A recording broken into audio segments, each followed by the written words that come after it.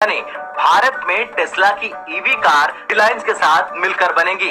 इससे पहले खबरें आई थी कि टेस्ला भारत में इलेक्ट्रिक मैन्युफैक्चरिंग प्लांट लगाने के लिए जगह की तलाश कर रही।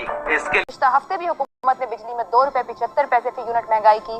बिजली की कीमत में ये इजाफा ऐसे वक्त में किया गया है जब गुज़िश्ता रोज ही आलमी बैंक ने कहा था कि पाकिस्तान में बिजली और गैस की कीमतों में इजाफे ने महंगाई को 50 साल की बुलंद तरीन सतह पर पहुंचा दिया है। बढ़ते हैं आगे, हम बात करेंगे जी ट्विटर या एक्स के जो ओनर है आजकल, जी हाँ, एलन मस्क की।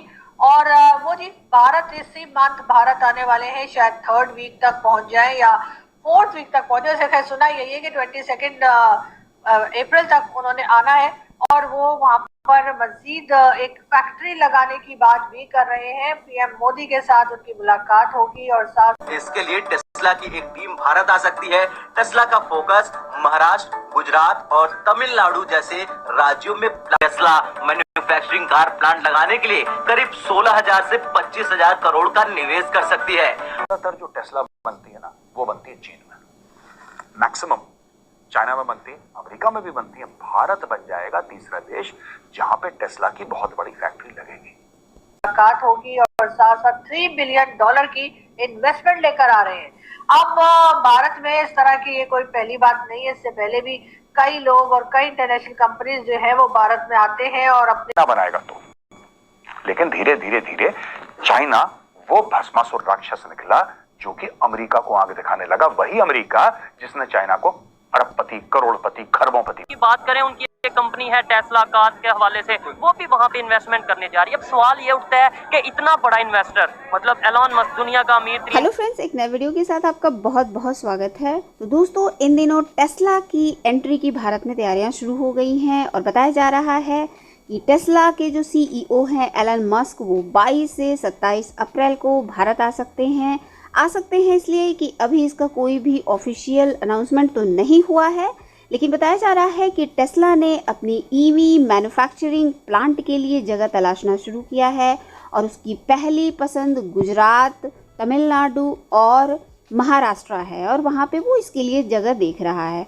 इसी के साथ साथ टेस्ला ने अनाउंस किया है कि वो बैटरी स्टोरेज सिस्टम भी बनाएगा। इसके लिए भारतीय अधिकारियों को उसने प्रपोजल दिया है। इसी से अंदाज़ा लगाया जा रहा है कि अब ये डील फाइनलाइज होगी। आपको पता ही है कि अगर ये डील फाइनल हो गई तो इससे करीब $3 बिलियन का इन्वेस्टमेंट आएगा भारत में। और आपको पता है कि मोदी जी का और एलन मस्क का पिछले साल जो है इसी को लेकर बहुत ही ज़बरदस्त एक मीटिंग हुई थी और उससे निकल के आया था कि टेस्ला इन्वेस्टमेंट के लिए भारत में बहुत ही ज़्यादा इंटरेस्टेड है, मगर कुछ टैक्सेस की प्रॉब्लम थी जिसकी वजह से ये डील डन नहीं हो पाई। लेकिन इस बार एलन मस्क अपना बहुत ज़्यादा इंटरेस्ट दिखा रहे हैं।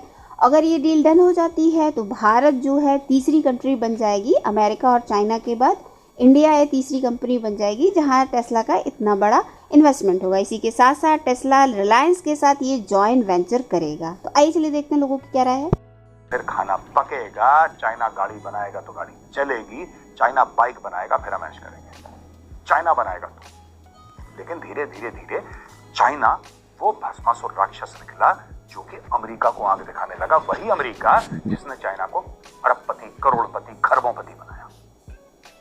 वही यूरोप जिसने चाइना को उस पोजीशन पर लाके खड़ा कर दिया, उसी को आंख, वही भस्मासुर, सर पे हाथ रखो भस्म हो जाए, वही भस्मासुर वाली हरकत है चाइना। तो वेस्ट ने ये सोच लिया कि यार नहीं, इनफ इज इनफ, अब हमें चाइना को थोड़ा सा टाइट करने की जरूरत है।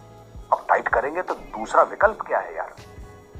आप एक दिन तो चाइना से पूरी इंडस्ट्री नहीं हटा सकते। विकल्प क्या है? विकल्प निकला भारत और इस पॉलिसी को बोला चाइना +1। ये +1 क्या है?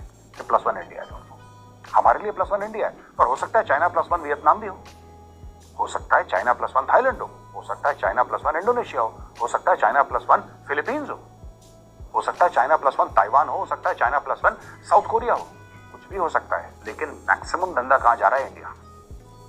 इंडिया। यानी कि अमेरिका और यूरोप ने अब ये बात सोच ली है कि जो हमने सारे के सारे कहना all our eggs in one basket, एक ही टोकरी में सारे अंडे डाल दिए कि टोकरी अगर गिरेगी तो सारे अंडे फूट जाएंगे। कर नहीं, नॉट एट ऑल। ये प्रोग्राम कैंसिल करो। अब जो हो रहा है, दुनिया ये कह रही है कि नहीं साहब, 2 कारण है इसके। अब कारण समझ लीजिए, फिर मैं मोदी जी की बात पे आऊंगा। कारण ये है सबसे पहले कि सारी की सारी चीजें सारे अंडे एक टोकरी में आप नहीं डाल सकते। वो टोकरी है चाइना। आपको टोकरी अपनी डाइवर्सिफाई करनी पड़ेगी, आपको सप्लाई चेन कंट्रोल करनी पड़ेगी और देशों में लाना पड़ेगा supply chain resilience. Supply chain resilience का एक पहलू, बड़ा इंपॉर्टेंट पहलू भारत में क्या है आप लोग जानते हैं? आप लोग जानते हैं क्या है आत्मनिर्भर भारत?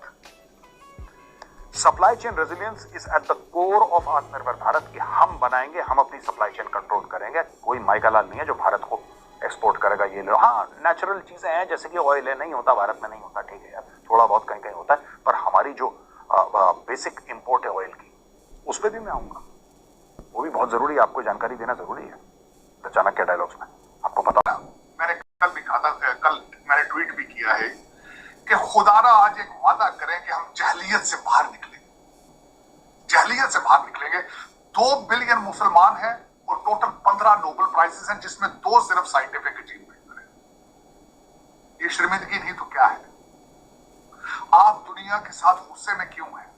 आपने तालीम साइंस का बाइकाट क्यों कर रखा है? क्या आप इसके बगैर अगली सेंचुरी में जा सकेंगे? इस वक्त दुनिया में आप देख लें गाजा में जो हो रहा है इस वक्त, और मेरे ख्याल में हर इस्लामिक कंट्री गाजा ही बन चुका है। उसकी वजह आप गाजा से कम है क्या? देखें ना, आप ही के लोग आपको लूट रहे हैं, आप ही के लोग, और 76 साल से लूट रहे हैं, आज के भी लूट रहे हैं, 76 साल से लूट रहे हैं आप, लेकिन आप बोल नहीं सकते, आप उनके खिलाफ खड़े नहीं हो सकते।